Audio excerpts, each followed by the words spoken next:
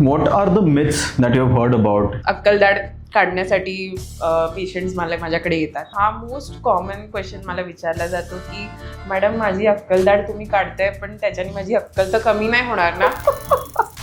माझा पेशंट होता दादरवरनं आलेला आणि he was a singer. Okay. त्यांनी आता जॉली LLB 3 मध्ये त्यांनी व्होकल्स दिलेत त्याचे. तर मग मी त्याच्यासाठी स्माइल डिझायनिंग प्रिपेअर केलं. AI ने काय चेंज होतंय किंवा काय ऍडिशन होतंय तुमच्या फील्डमध्ये किंवा तुमच्या कामामध्ये सध्या? So there is something called as intraoral scanner. Okay. So एकदा तुझं इम्प्लांट बसलं सगळं झालं आणि तुला जेव्हा दात हवा असतो तेव्हा आम्ही आमचं फक्त स्कॅनर तुझ्या दाताच्या अवतीभोवती फिरवतो.